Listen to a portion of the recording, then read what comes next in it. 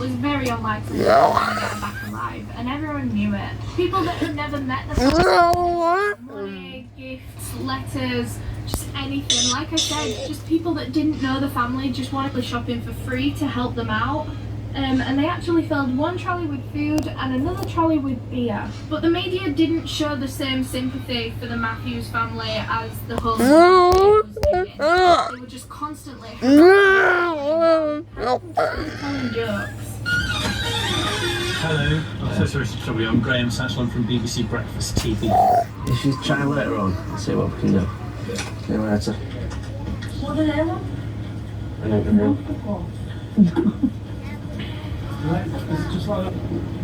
Second on mine, Yeah. Kind of breakthrough. It's not even a breakthrough. Police investigation was that they found that 1,400 sex offenders lived within a 5 radius of the estate. It's not good. I've been checking the speed of our houses of them. Yeah, they were doing that yesterday, man. There's 5 just on this fucking dog. They put on a children's should put them somewhere. I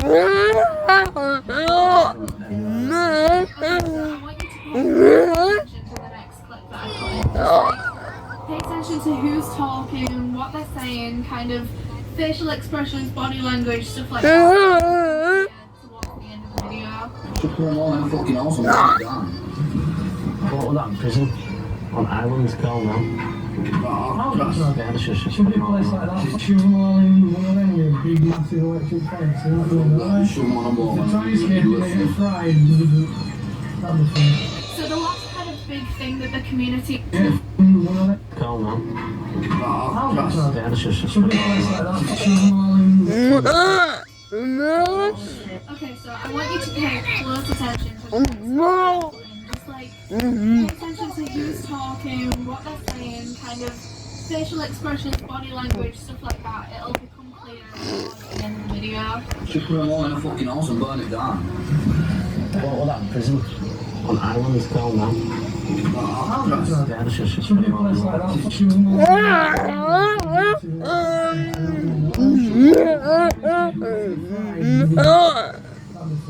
The community there was a sponsored walk where the whole pretty much got together and they had this massive band that they put along the front of them and they were singing, chanting, and they were just campaigning for Shannon's return. And I remember seeing this as well. This is again one of the more famous images from this whole case. Like this whole community of people that the media had just slapped off this whole time for being lazy, for being scruffy, for being good for nothings.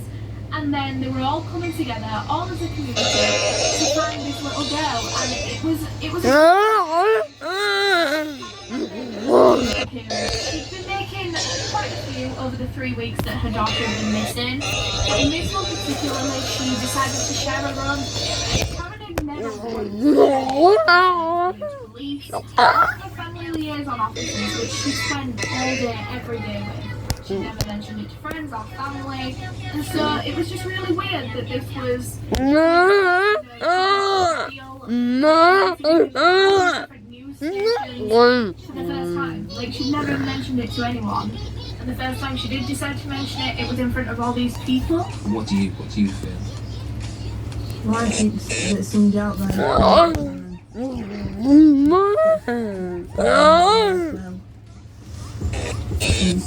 I was shocked by the statement he was making. Because if you've got some information or you've got some thoughts that it's somebody that knows it, surely you'd be telling the one person who's spending the most time with you, or the 2 people that are spending the most time with you, you 2 family liaison officers. But did Karen do it for a reason? Just 2 days later, on the 14th of March, a distant family member got in touch with the police to give some quite vital information in the case.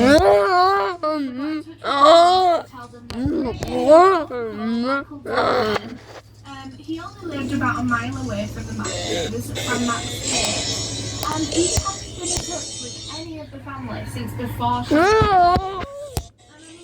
in 3 weeks, that is a long time to just not be in touch with your family. Like, fair enough, he could have been busy, but for 3 weeks it's starting to look suspicious. So police began looking into Michael Donovan because this wasn't a name that they'd heard.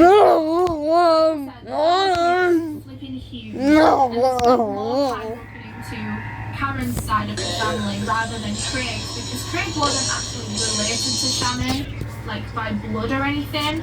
So they didn't bother looking at his uncles and stuff really far out. So this was the first they'd heard of Donovan that had actually been taken.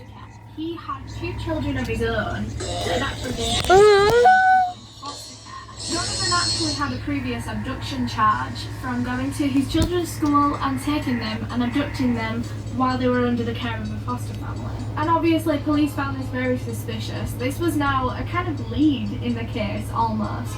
And so that same day, on the 14th of March, police decided to give Donovan a visit for some questioning. We knocked on the door, we gave it a good hard rap, and the policeman's knocking this so much so that that alerted the lady next door. What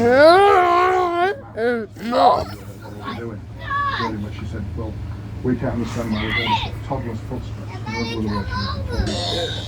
name of steps was literally that morning, and she'd even heard them a few times. The whole time no one had answered the door while they'd been outside, and after speaking to this neighbour, they felt that they were getting into this apartment. And so these 2 detectives just hit the door down and barged straight in, and one of them went upstairs to search and one of them searched the downstairs. A lot of the doors upstairs were actually locked and doors down as well. I thought I got it wrong, and then I heard Shannon's voice from within his bedroom.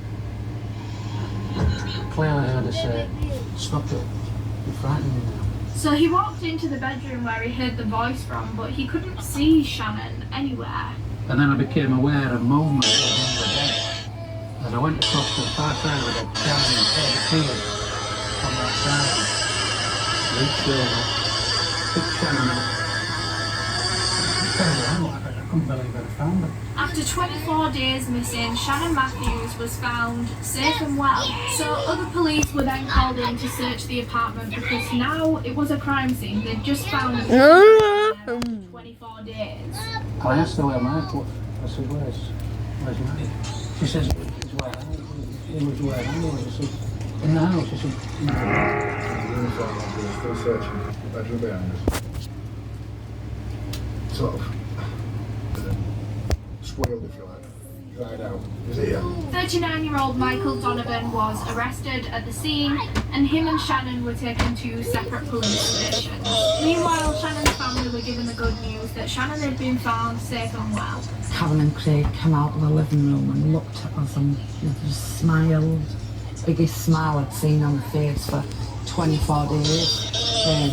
And we all bounded into the living room, jumping about and cuddling. No, absolutely never been. As you can imagine, in this community that had worked so hard to get Shannon back, they were giving everything to try and get this girl back. Everyone was just elated. There were street parties, there were fireworks. Literally everyone on the estate came out to celebrate. People were getting drinks out, celebrating in the street. Just spontaneous party. We were so overjoyed and they were grateful that she'd been found.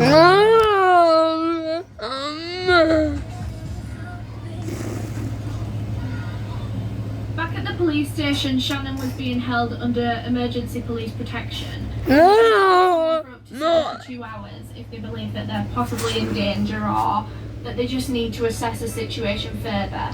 And that is what they needed to do because they had no idea what had just gone on. Donovan wasn't even in his first questioning yet before he started making some shocking revelations.